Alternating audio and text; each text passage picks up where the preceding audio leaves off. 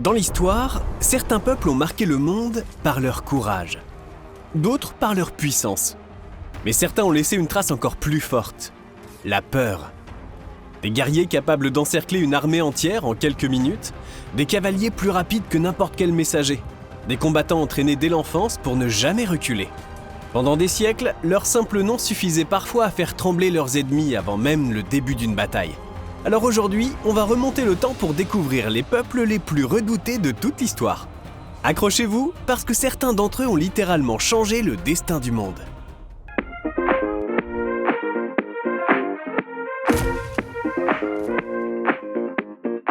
Numéro 10. Les Gaulois, les guerriers qui ont humilié Rome. Chez les Gaulois, la réputation guerrière repose sur la bravoure individuelle, la mobilité et l'audace au combat. Les Gaulois sont réputés pour leur charge rapide et leur style de guerre impressionnant. Ils combattent souvent en formation flexible, capables de s'adapter rapidement au terrain, et utilisent de longues épées conçues pour frapper avec puissance. Mais ce qui marque surtout leurs ennemis, c'est leur audace. Contrairement à beaucoup de peuples voisins, ils n'hésitent pas à attaquer directement les grandes puissances de leur époque. Leur réputation explose en 390 avant Jésus-Christ, lorsque le chef gaulois Brennus envahit l'Italie et s'empare de Rome elle-même. Pendant plusieurs mois, la ville est occupée et humiliée, un traumatisme durable pour la République romaine. Après cet épisode, pendant des siècles, le simple nom des Gaulois reste associé à une menace réelle aux frontières du monde romain. Numéro 9. Les Zoulous, les guerriers de la corne de buffle. Au XIXe siècle, les Zoulous deviennent l'un des peuples guerriers les plus redoutés d'Afrique grâce à une révolution militaire menée par leur chef Shaka Zulu. Ils transforment complètement leur manière de combattre. Les guerriers sont organisés en régiments par âge, entraînés dès l'adolescence et capables de parcourir des dizaines de kilomètres en une journée pieds nus. Leur arme principale, l'ikloa, est une lance courte conçue pour le combat rapproché. Elle oblige les guerriers à affronter l'ennemi au plus près, rendant leurs attaques extrêmement rapides et violentes. Mais leur véritable force est tactique, la formation appelée corne de buffle qui permet d'encercler un adversaire en quelques minutes. Cette stratégie impressionne le monde entier lors de la bataille d'Isandlwana en 1879, où les Zoulous infligent une défaite spectaculaire à une armée britannique pourtant équipée de fusils modernes. Une victoire qui leur confère définitivement une réputation de grands guerriers. Numéro 8. Les Aztèques, les guerriers du soleil qui combattaient pour nourrir les dieux. Chez les Aztèques, la guerre n'est pas seulement une nécessité politique, c'est une obligation religieuse. Leur civilisation repose sur une idée terrifiante. Le soleil doit être nourri par des sacrifices humains pour continuer à se lever. Résultat, leurs guerriers ne cherchent pas seulement à vaincre leurs ennemis, mais à les capturer vivants pour les offrir aux dieux. Les plus redoutés sont les guerriers jaguars et aigles, des soldats d'élite reconnaissables à leur armure impressionnante. Leur objectif est clair, avancer au cœur des lignes ennemies pour capturer les adversaires les plus courageux. Ils utilisent une arme redoutable appelée Makua 8, une épée en bois incrustée de lames d'obsidienne, capable d'infliger de graves blessures en combat rapproché. Leur capitale, Tenochtitlan, dirigée à l'époque par l'empereur Moctezuma II, impressionne le conquistador de l'époque par sa taille et sa puissance militaire. Pendant des décennies, les Aztèques imposent leur autorité dans toute la région. Numéro 7. Les Assyriens, la terreur organisée. Bien avant les Romains ou les Mongols, les Assyriens construisent l'une des premières machines de guerre organisées de l'histoire.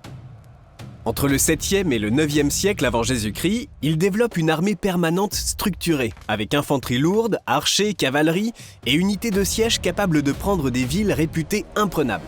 Mais leur arme la plus redoutable est psychologique. Les Assyriens utilisent volontairement la terreur comme stratégie militaire. Villes détruites, populations déplacées, représailles publiques contre les rebelles. Leur puissance s'impose notamment lors du siège de Lachish en 701 avant Jésus-Christ, sous le règne du roi Sénachérib, où leur machine de siège écrase l'une des principales forteresses du royaume de Juda. Grâce à cette stratégie mêlant organisation militaire et intimidation systématique, ils deviennent pendant plusieurs siècles le peuple le plus craint du Proche-Orient. Numéro 6. Les Huns, la terreur venue des steppes. Lorsque les Huns apparaissent aux frontières de l'Europe au VIe siècle, ils provoquent une véritable onde de choc. Leur mode de guerre est totalement différent de celui des armées européennes. Ce sont des cavaliers nomades, capables de parcourir d'immenses distances en quelques jours seulement. Dès l'enfance, ils apprennent à monter à cheval et à tirer à l'arc en mouvement, ce qui les rend presque impossibles à rattraper. Leur tactique repose sur la mobilité, la surprise et la terreur psychologique. Sous la conduite d'Attila, nommé le fléau de Dieu, leur réputation atteint son apogée. Lors de la bataille des champs cataloniques, ils affrontent une coalition romaine et germanique dans l'un des plus grands chocs militaires de l'Antiquité tardive. Même Rome préfère négocier plutôt que les affronter directement, tellement leur réputation est terrifiante. Numéro 5. Les samouraïs, les guerriers pour qui l'honneur valait plus que la vie. Pendant près de 7 siècles, les samouraïs dominent les champs de bataille du Japon féodal. Mais ce qui les rend réellement redoutés, ce n'est pas seulement leur maîtrise des armes, c'est leur mentalité. Dès l'enfance, ils sont formés à vivre selon le Bushido, un code d'honneur extrêmement strict fondé par la loyauté, la discipline et le courage absolu. Pour un samouraï, fuir est pire que mourir. Leur arme emblématique est le katana, sabre à la fois rapide, précis et redoutablement efficace en combat rapproché. Mais ils sont aussi archers, cavaliers et stratèges expérimentés. Leur réputation atteint son apogée lors de la bataille de Sekigahara en 1600. Remportée par Tokugawa Ieyasu, un affrontement décisif entre armées de samouraïs qui détermine l'avenir politique du Japon pour plus de 2 siècles. Disciplinés, entraînés et prêts à mourir pour leur seigneur, ils deviennent l'un des symboles guerriers les plus respectés et les plus redoutés de l'histoire. Numéro 4. Les Spartiates, le peuple né pour se battre. À Sparte, la guerre n'est pas une activité, c'est un mode de vie. Toute la société est organisée pour former des combattants parmi les plus redoutables de l'Antiquité. Dès l'âge de 7 ans, les garçons entrent dans l'agogé, un entraînement militaire extrêmement dur destiné à développer endurance, discipline et résistance à la douleur. Les Spartiates apprennent à combattre en formation phalange, un mur de bouclier presque impossible à percer lorsqu'il est bien coordonné. Leur force ne repose pas seulement sur leur technique, mais sur leur mentalité. Ils combattent pour la cité, jamais pour eux-mêmes. Fuir est interdit. Mourir en formation est considéré comme un honneur. Leur réputation devient légendaire lors de la bataille des Thermopyles en 480 avant Jésus-Christ, lorsque le roi Léonidas et ses 300 Spartiates résistent pendant plusieurs jours à l'immense armée perse. Même vaincus, ils marquent l'histoire à jamais et transforment Sparte en symbole universel du courage guerrier. Numéro 3. Les légions romaines, la machine de guerre.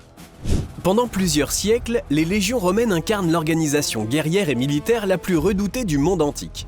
Leur force ne repose pas seulement sur le courage individuel, mais sur une discipline collective exceptionnelle. Chaque légionnaire est un soldat professionnel, entraîné à marcher des dizaines de kilomètres par jour, construire des camps fortifiés en une nuit et combattre en formation parfaitement coordonnée. Leur équipement standardisé, bouclier scotum, javelot pilum et glaive court, est conçu pour briser les lignes ennemies rapidement et efficacement. Sous la conduite de grands chefs militaires comme Jules César, les Romains deviennent une véritable machine de conquête capable de s'adapter à tous les terrains et à tous les adversaires. Leur supériorité éclate lors du siège d'Alésia en 52 avant Jésus-Christ. Une démonstration stratégique spectaculaire qui confirme leur réputation de guerriers les plus efficaces de l'Antiquité. Numéro 2. Les Vikings, les loups venus de la mer. Entre le 8e et le 11e siècle, les Vikings deviennent l'un des peuples les plus redoutés d'Europe, grâce à une combinaison unique de mobilité, d'attaques surprises et de violence.